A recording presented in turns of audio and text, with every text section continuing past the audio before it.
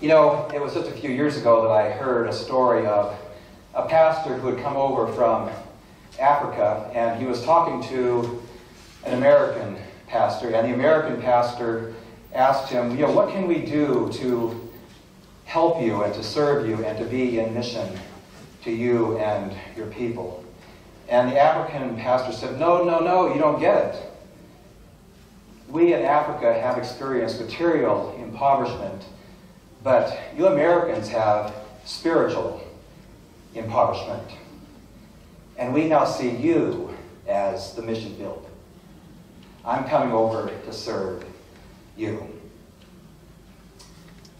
I share that story with you because one of the things as I have gotten around to our Presbyterian congregations, I'm trying to visit all 96 of our churches, and you are about number 80 at this point, so I am slowly getting there. But I'm beginning to hear some common stories, and one of the things that I have heard in meeting with our congregations and our sessions is this one very simple phrase. Folks are going, what happened?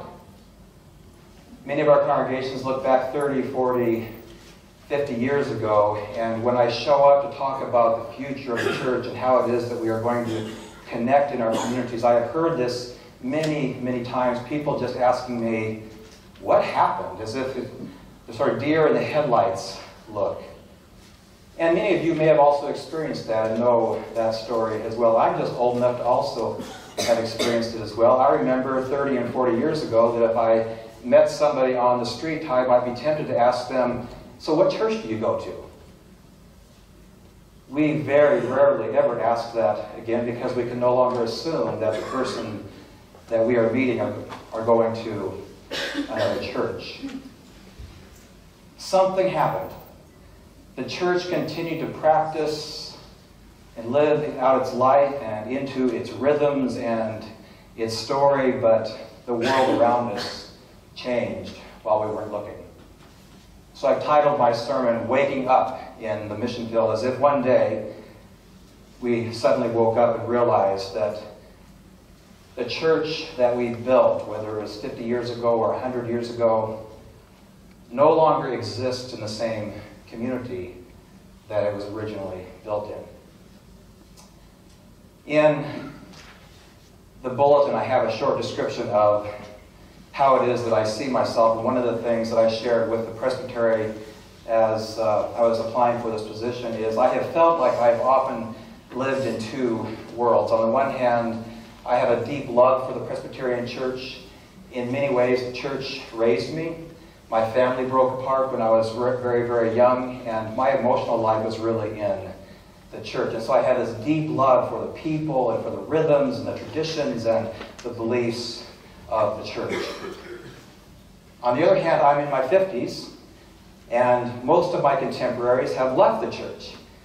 And one of the things I have discovered with them is that even though they don't go to church on Sundays, they still find themselves appealing to much of what they learned in the church and going to summer camps, this sense of experiencing God in the world, in meeting with people, out on the trail, going to the ocean, walking with people in loss, that God is to be experienced in our lives. And so I have felt for many years as if I'm bridging these two worlds, that I'm as comfortable with my contemporaries and the life and the spirituality that they live out as I am in the church and the rhythms that we enjoy here as well.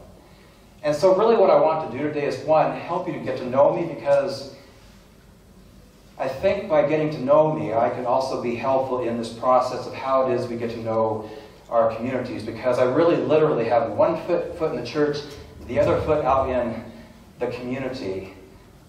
And so I feel like in many ways I'm both in the church, but I'm also in the mission field.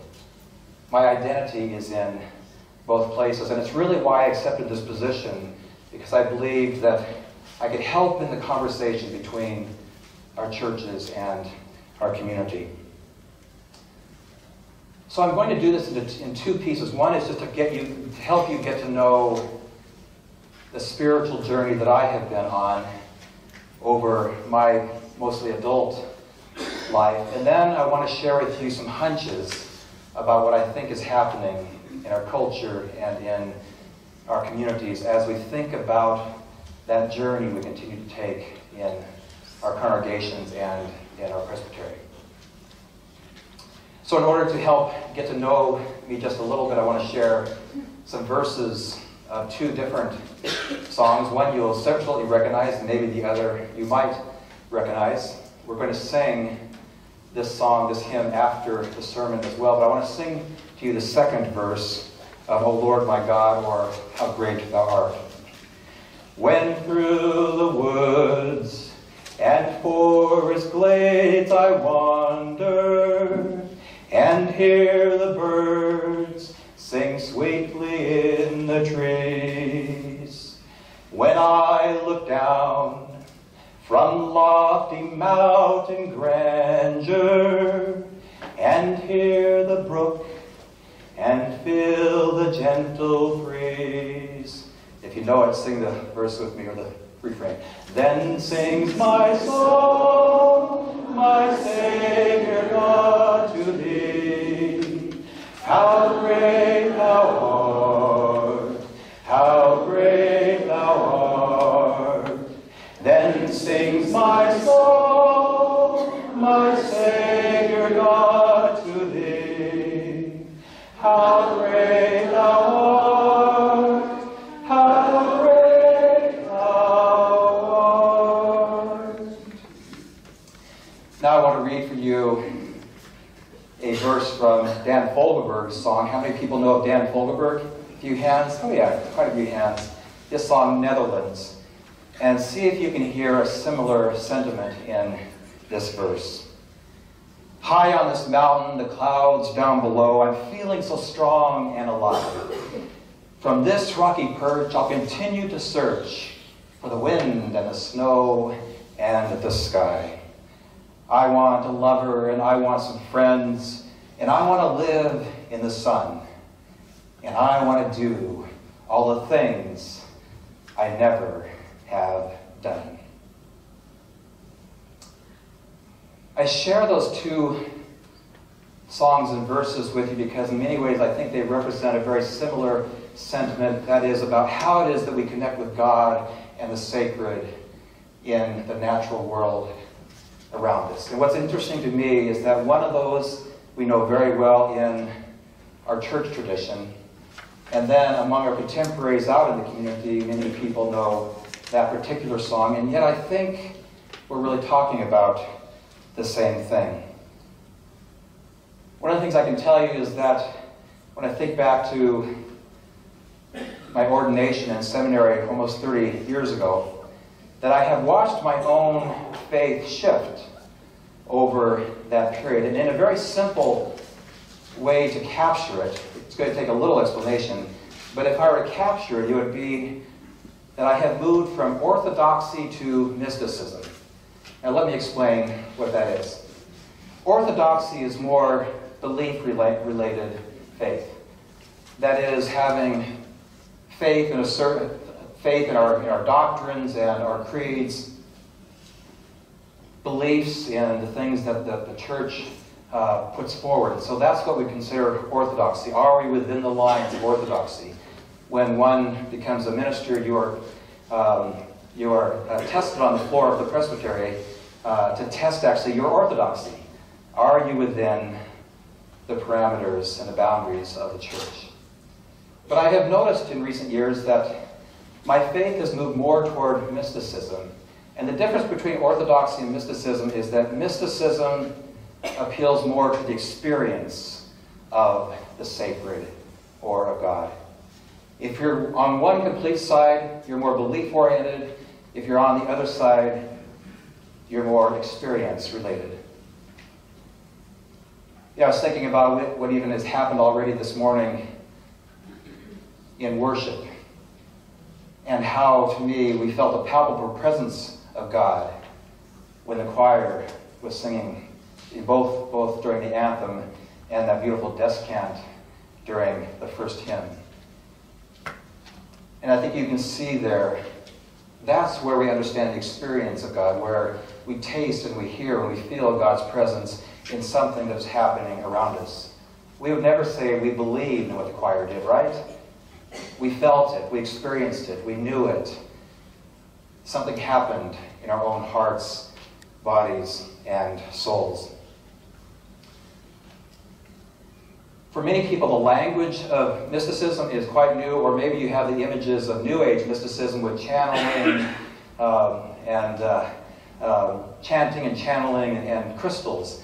I'm actually not talking about mysticism of the last 30 and 40 years. I'm talking about the mysticism that we have almost forgotten about in our tradition. And this is one of the reasons I'm really excited about what is happening right now in our culture and in our religious institutions, because one of the things I can see happening is that we are beginning to reintroduce this very ancient language of Christian mysticism. It's really in many ways like we're going back to the old-time religion, but sometimes when we talk about going back to the old-time religion, we might think of onward Christian soldiers or Rock of Ages. This is going back even further. Saint Teresa of Avila, Saint John of the Cross, Catherine of Siena, more recently Thomas Merton. And probably one that most of you recognize, Saint Francis of Assisi. Saint Francis of Assisi is probably our most famous mystic in our traditions. And I want to tell you a story that I think really captures what it means for one to be a Christian mystic. One day in Assisi, the teenage Francis got up. We don't know what time exactly it was, but we know it was basically the middle of the night, whether it was midnight or 2 or 3 in the morning, and he went down to the middle of the town square, went up into the tower, and began to ring the bells wildly. Now, one of the things we know about that time is those bells were used anytime there might be danger encroaching on the town. And so the townspeople immediately got out of their beds, sleepy-eyed, and rushed down to the town square to find out what all the commotion was about and how they needed to organize themselves to stay safe. And when they got there, they found this teenage St. Francis, at that time just Francis, in the bell tower. And when they all gathered, all he did was he pointed up to the full moon and he said, "Have you ever seen anything so beautiful as that in your entire life?" You see, that's the language of a mystic. It's not believing things about God. It's knowing God, feeling God, tasting God, hearing God, experiencing God with one's body and soul. To actually have an intimate relationship with God that transforms your body, your soul, how you live, how you feel. One of the easy ways to capture the difference between orthodoxy and mysticism, and both of them, by the way, are very valid. I'm bringing this up just to say there's something new that's emerging in our culture that I think means there's a movement toward mysticism. But if you want to easily capture the difference, on orthodoxy, a person might say that they follow the commandment to love God. It's the right thing to love God, right? The mystic would say, I'm in love with God. I'm spending my life, I'm having a lifelong love affair with God. You see, both of them talk about love of God. But the difference between the person who leans more toward orthodoxy and a mystic is one begins with a belief, the other begins with experience.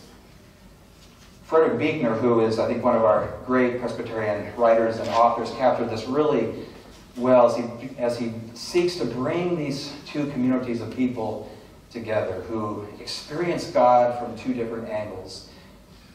He's giving a definition of doctrine, and what he says is that we have to remember that all doctrines actually start with an experience first. He says that some people need to believe in the doctrine long enough until they begin to have the experience that is underlying the doctrine. Other people have the experience first, and what the doctrine does is it defines or describes what's actually happening. And this is why I'm excited about what's happening in our churches and in our community right now. My sense is that whether people know it or not, is they're beginning to practice and experience Christian mysticism and mysticism in general, they just don't have the language for it. You see, that's what we have. We have books and books and books that have largely gone hidden in our seminary libraries and gathered dust because they go back hundreds of years. But we have the language to describe what it is that's happening in our culture right now. And really, this language is not foreign at all, because the scriptures reflect that same kind of intimate love affair with God, that wanting and yearning to not just know God or know about God, but to know God in an intimate way, to experience God, to know that when you are breathing, you're breathing God's air, ruach. That the very air that we breathe is permeated with God's Spirit. See, listen again to those words in Psalm 63. I think so often we just sort of read over them. We forget about what's actually being experienced in them. Oh God, you are my God. My soul thirsts for you. There it is. My soul thirsts for you, and my flesh faints for you. Wow! Has your flesh ever fainted? That's an amazing experience, right? Listen to that language. To have a yearning for God and a wanting for God so deep that our knees become weak. That's the language and the experience of the mystics. One of the ways that I know that this has happened is I've watched my own statement of faith change and be transformed over the years, and I asked the church to put my most recent statement of faith in the bulletin, so that's the insert there today. Let me tell you, that reads completely different than it did 30 years ago, and probably I would not have been ordained if I had used that 30 years ago, I can tell you. But 30 years ago, I can tell you that my statement of faith, are you ready for this, was 12 pages long, and it was airtight. It was a great statement of faith. But it reflected orthodoxy. You see, I got everything right in there. It was a beautiful statement of faith. Now, actually, I can tell you, it wasn't really 12 pages long. It was 2 pages long with 10 pages of footnotes. Because I had quoted every one of the confessions and the scriptures to make sure that it was completely grounded in the Bible and in our tradition. And so coming out of seminary, it was an airtight confession. And one of the things that's happened for me over the years is I got tired of the words. I just didn't need all the words anymore. I didn't need all the explanations about who God is and how God relates to Jesus and the church and the Holy Spirit and baptism. I still love all of those things, but I found that the words were getting in the way of the experience. And so my last 2 statements of faith became poems. So it can leave lots of room for one to experience God in the words. So that I didn't say so much that I actually took the experience of God away from you by just keeping it simple with a few words to share how it is I experience the sacredness of God in this world. And then to give you a chance to experience God in your own way as well. See, again, as you listen to me, see how often I'm using the word experience. Experience. Our traditional faith has been a belief-oriented faith, that if we believe the right things, we'll have this connection, we'll go to heaven, we'll be loved by God, whatever it is. And these days I'm finding myself talking about the experience of God. What it is that I know about God when I sit with a dying patient. What it is that I experience with God when I walk in the forest and walk along a river and see a heron suddenly take off. My last name is Heron, by the way, so that's always fun.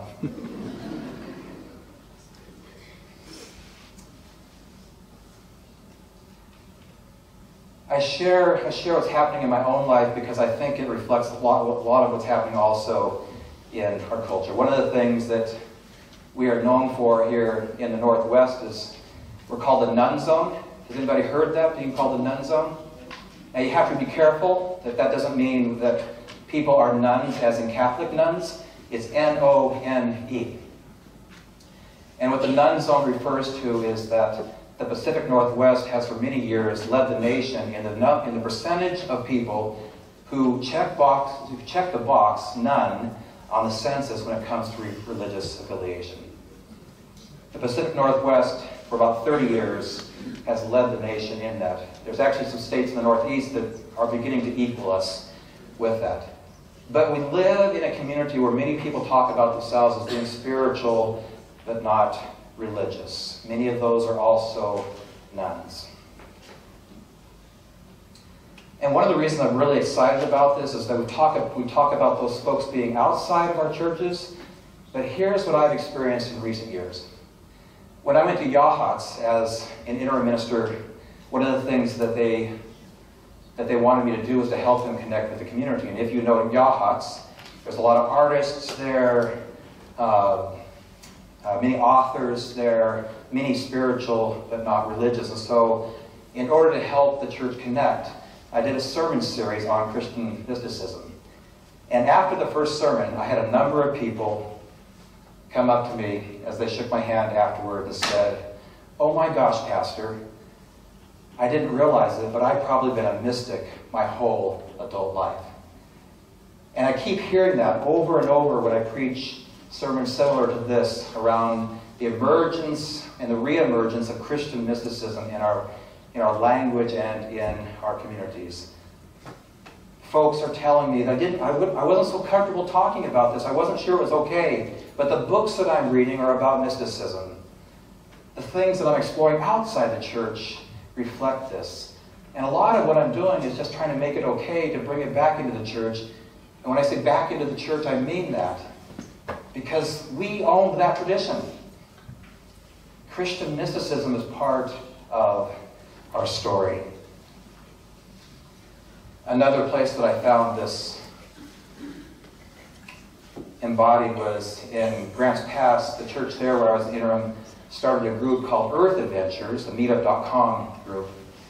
And in there we wanted to make sure that folks understood it wasn't just another social hiking group, but it was for people who experienced God or the sacred in nature. Within 4 weeks we had 76 people sign up. It now has over 200 people in the group. And I tell you that because the church found a way to say, this is language that we know. The idea of experiencing God in creation and in nature. And when we put that out into the community, dozens and dozens and dozens of people recognize themselves and said, "Oh, yeah, that fits me. I get that. I know that." I'm really excited about the time that we live in. It's an awkward time, it's an uncertain time, it's an anxious time. But I believe really what is happening is not so much the decline of the church as it is that we are bridging our way, not so much into something new, but back into something that's been a historic and important part of our tradition. This is an awkward time, but it's also a very hopeful time. Oh God, you are my God, my soul thirsts for you, my flesh faints for you. That's our language, but it's also the language of the community outside of us. Let's take the step. Let's take the risk. Let's connect and build relationships in our community again. And bless us all on this journey. Amen.